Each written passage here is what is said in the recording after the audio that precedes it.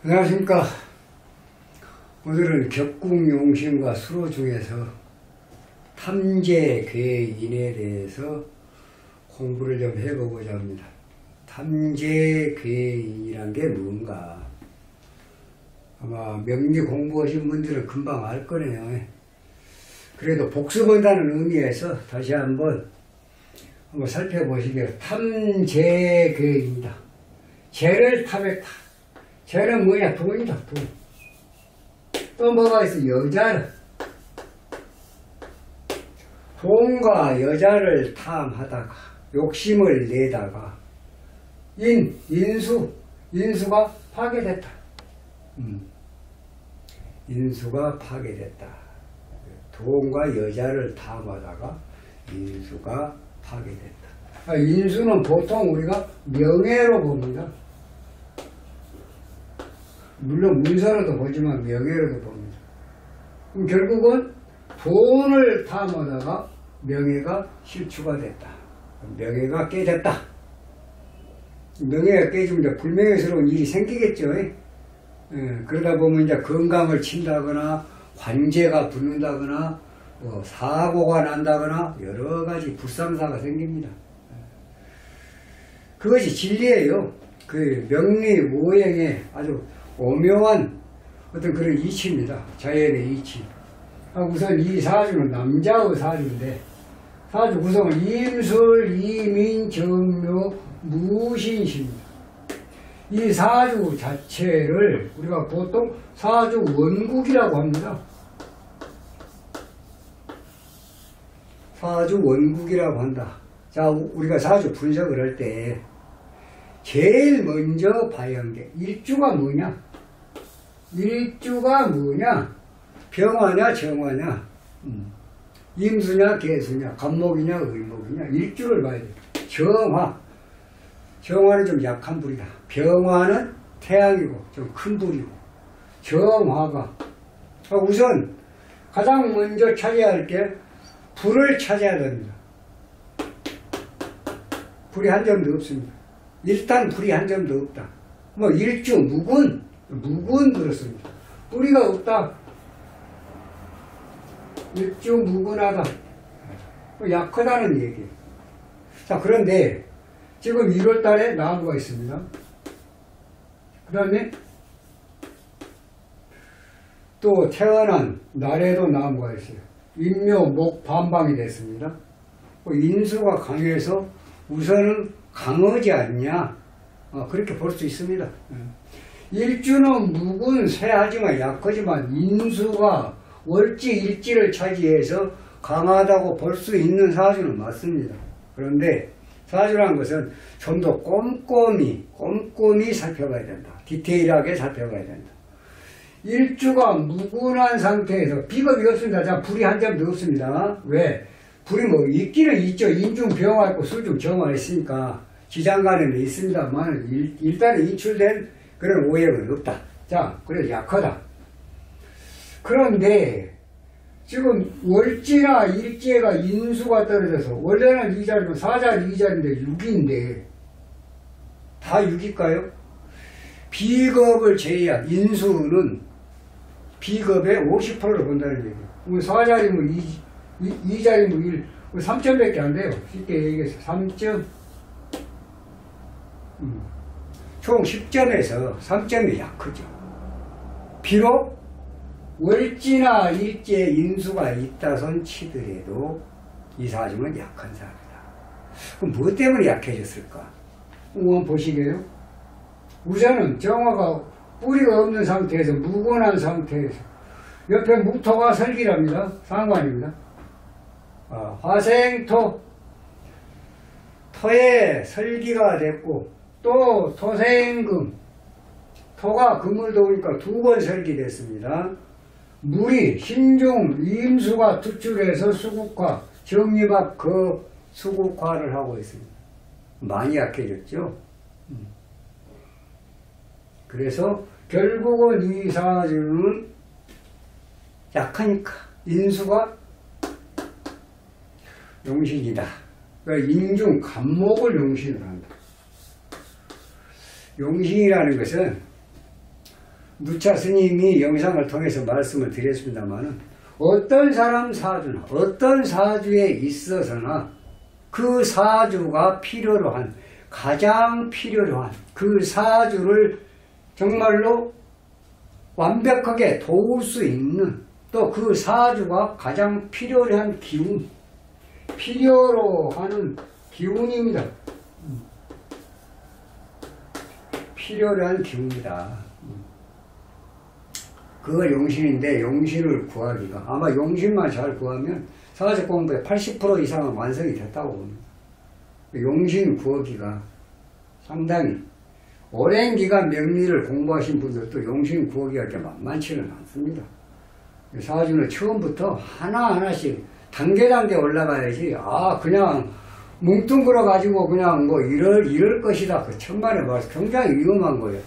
꼼꼼히 살펴야 돼요. 사주는 아주 디테일하게. 정화가 무구나다 맞다. 나 인수는 강한데 비겁이 50%밖에 안 된다. 결국은 6이지만 3점밖에 안 된다. 그럼 약하네. 뭐 때문에 약해졌을까? 그걸 따져봐야 돼요. 그러면 무토가 인중무토에 통근하고 술토에 근원해서 화의 힘을 정화가 밑에 힘, 무근하니까 뿌리가 없이 약한데 흙이 와가지고 또 흙한테 설기가 힘을 뺏겠다. 또 흙이 금을 도와줬다. 그러니까 두 번 뺏기는 거예요. 어떤 면에서 보면. 왜? 흙한테 한 번 뺏기고 이 지금 금한테 한 번 뺏기고 그 두 번 뺏긴 거예요. 더 약해졌어요. 아주 태아가 일중 묵은 태아. 아주 약하다. 결국은 도와줘야 된다. 약하면 약자 부 도와줘야 된다. 나무로 도와줘야 된다. 나무 어떻게 보면 월지 일지에 들어있다. 근데 그게 인성이다. 그래서 50%를 차감을 했을 때 이 사주는 완벽하게 약하다. 약하면 도와줘라. 자 그러면 결국은 목이 용신이. 목이 용신인데 용신이 강해지려면 목의 운이나 나무는 물을 먹으면 강해지죠. 그건 물이 희신입니다. 나무를 불이 약해서 나무가 불을 도와줘야 되는 이런 사주에 나무를 필요로 하는 사주에 나무를 쓰는 게 뭐예요? 금입니다. 금은 병이에요. 이 용신의 병이에요. 목이 용신이니까. 그 다음에 지금 금을 도와주면 토입니다. 그럼 토는 진수 충미가 다 나쁠까요? 그렇지 않습니다. 진술 충미 중에서 미토는 좋다. 미토는 좋다. 왜? 묘미학. 목이 용신일 때 금이 병이니까 병을 제거하는 미토는 약이다. 이건 불러본다 그런 얘기입니다. 네. 이거 좀 미토는 잘 알아두셔야 돼요. 지지로 뜨는 대운에서의 미토. 이것은 화로 보면 된다. 금을 없지 않은 화로 보면 된다. 그걸 한번 잘 기억을 해 두시면 되겠습니다. 그러면 축토와 진토와 술토는 나쁘겠죠. 그러니까 무기토도 나쁘고. 그러면 금이 병일 때 천간에 뜨는 불은 좋다. 병화가 됐든 정화가 됐든 병화가 훨씬 낫습니다만 왜? 금을 억제하는 힘이 더 강하기 때문에.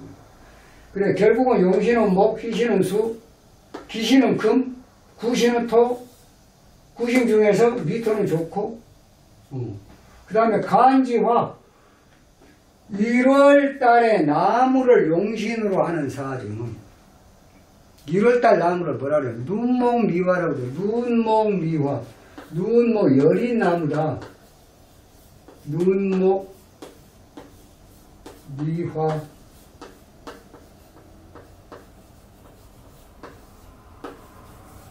눈목미화라고 그러죠. 여린 나무다. 여린 나무 속에 불이 들어있다. 불도 약하지만 그래도 병화가 들어있기 때문에 눈목 여린 나무 속에가 불이 들어있다. 네, 그렇습니다. 그래서 1월 달에 인목을 용신으로 하는 사주는 간지에 불이 뜨면 원래 지지에 불이면 병사공이에요. 이 사화나 오화는 사화는 병궁이고 이것은 사궁이에요. 미터는 뭐예요? 묘궁입니다. 뭔 말인지 이해가 가시죠? 일단 대운에서 이런 게 들어오면 지금 인월목의 눈목 미화를 용신 묘목은 아닙니다. 묘월의 나무는 지지에 사화나 오화가 오면 병사궁이 되어갖고 나무가 약해집니다. 그런데 1월달에 음력 1월 인월에 인목을 갖다 용신이 들어올 때는 천간에 뜨는 불이나 지지에 뜨는 불은 좋다. 왜? 나무가 튼튼해진다는 얘기입니다. 나무가 튼튼해진다. 마치 겨울에도 하우스 같은데 온상에다가 나무를 키우면 햇빛을 받아서 나무가 그 기온이 맞으니까 잘 사는 위치하고 거의 비슷하다. 그렇게 보면 되겠습니다.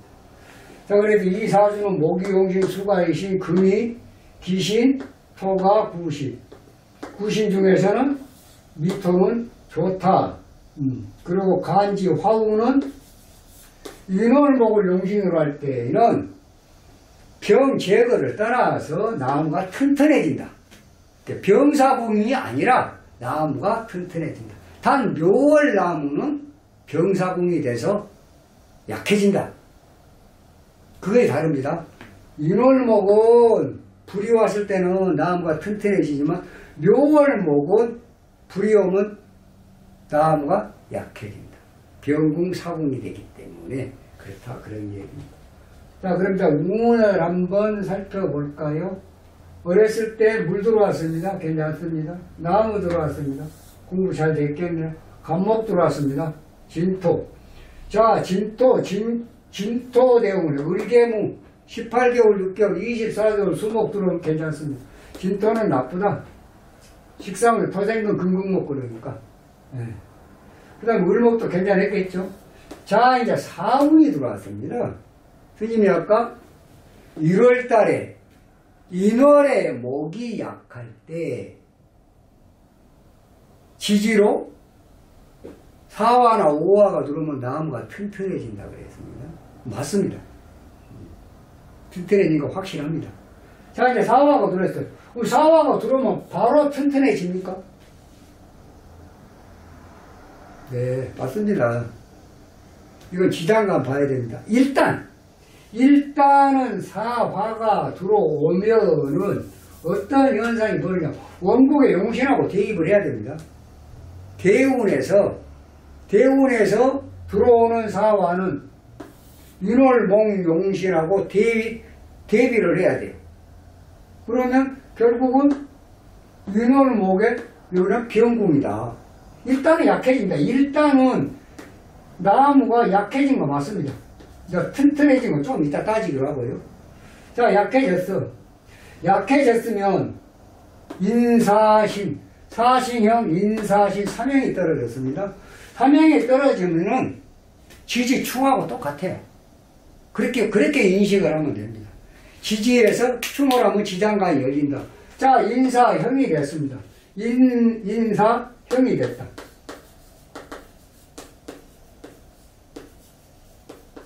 그러면 사중에 무토가 14개월, 병금이 14개월. 여기까지는 나무가 튼튼해지지 않는다. 왜? 사화가 작동을 안 하니까. 물론 밑바닥으로는 흐릅니다만 지장간으로 봐야 되니까. 지장간이 열렸으니까. 자, 그러면 사중 무토 14개월은 좋겠습니까? 안 좋습니다.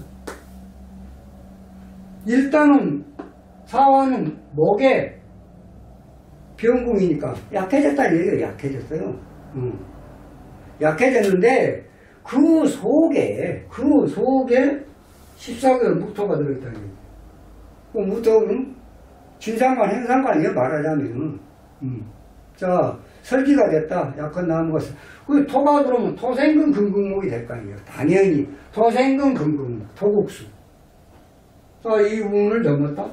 그냥 사중 병금이 지금 금이 병인데, 금이 병인데, 사중병금, 또, 요 신중병금, 원국에, 사중병금, 술중신금, 금은 전부 한꺼번에 대웅수 들어오면 한꺼번에 모여요. 이 자체에 지금 인신충이 돼갖고 있는데 혁살이면서 인신충이 돼갖고 있는데 현금이 하나 늘었다? 이 여린 나무 눈목미하고 어떻게 되겠습니까? 완전히 절단이 됐다. 완전히 소진이 되면 어떤 일이 발생합니까? 죽습니다. 이렇게 해서 이 세상과 유명을 달리한다. 사람이 죽고 사는 거, 사고가 나는 거, 또 사고보다 부도가 나는 거, 또 취업을 하고 또 뭐 중간에 가다가 뭐가 잘 못 돼가지고 직장을 그만두는 거, 아픈 거, 다친 거, 모든 것들은 전부 오행의 원리에 의해서 거의 7, 80% 그럴 수밖에 없는 숙명성이 있어요. 필연성이 있습니다.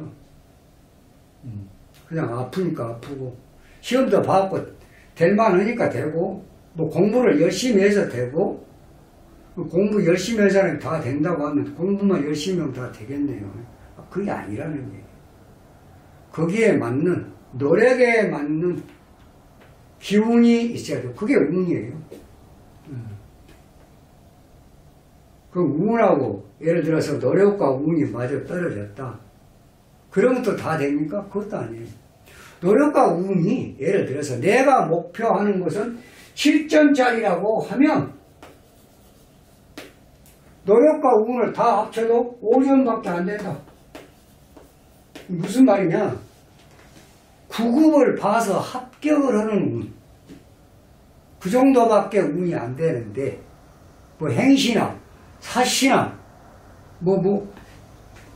7점짜리 어떤 목표를 세운다는 게 되겠습니까? 이게 중요하다는 거예요. 그러니까 운이 들어와서 다 되는 게 아니에요. 아주 꼼꼼하게 따져봐야 돼요. 과연 또 어떤 사람은 7급에 무난히 또 합격을 할 수 있는 그런 운을 가지고 노력을 한 사람이 또 9급을 봐요. 반대로. 9급과 7급은 상당히 거리가 있죠.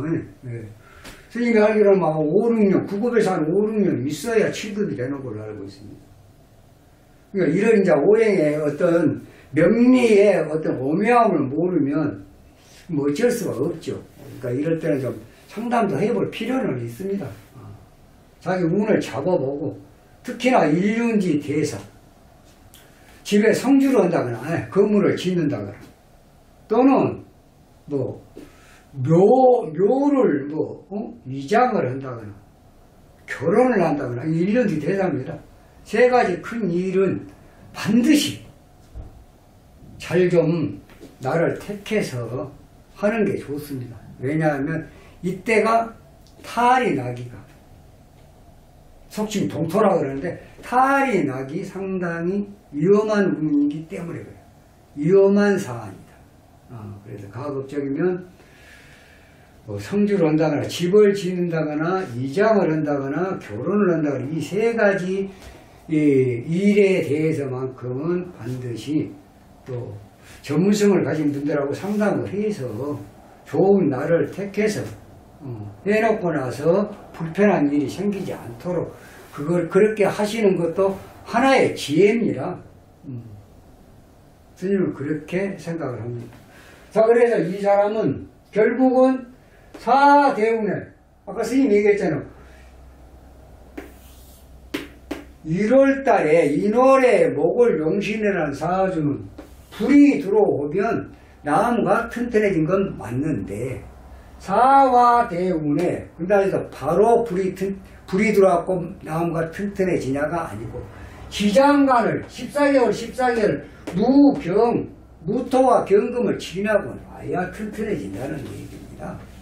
그런데 공교롭게도 토가 한번 스쳐갔고 토 다음에 금이 들어왔고 안 그래도 인신충 눈목을 갖다가 여린 나무를 갖다가 신중 경금이 치고 있는데 또 경금이 들어왔고 치니까 결국은 이 나무는 절단이 되어버렸다. 절단이 되면 죽는다. 더 이상 살 수가 없다. 결국은 사람이 죽고 사는 문제는 어떤 문제냐, 사주상에서 가장 필요한 기운이나 또는 일주 일주를 완벽하게 그가는 운이 들어오면 사람은 더 이상 버틸 수가 없다. 그래서 죽고 사는 생사의 문제가 생긴다. 이렇게 보면 되겠습니다. 그래서 지금 격국용신과 수러를 꼭 공부를 한다는 개념보다도 사주에 이런 것이 있구나. 그 탐재의 개인이라는 게 뭐지? 신약은 사주에서 신약사 첫째는 이 조건입니다. 신약사주에서 일주가 약하니까 인수로 일주를 도와주는 그런 사주. 신약사주에서 불이무분하게 신약사주에서 인수로 일주를 도와주는 그런 인수용신일 때 제가 너무 강해서 인수에 위험을 줄 때, 인수가 너무 약할 때 이걸 탐재계인 제가 태왕하다. 인수용실 때 제가 너무 태왕하다. 이런 걸 탐재계인이라고 하고, 탐재계인의 운이 들어오면 바로 어떤 것이냐, 사중경금이 탐재계인의 극치다.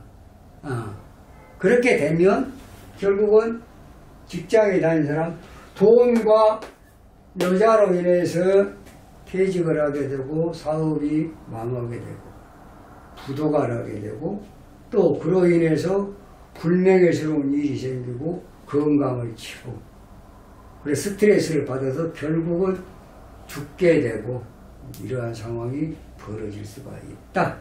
탐재 개인은 재운에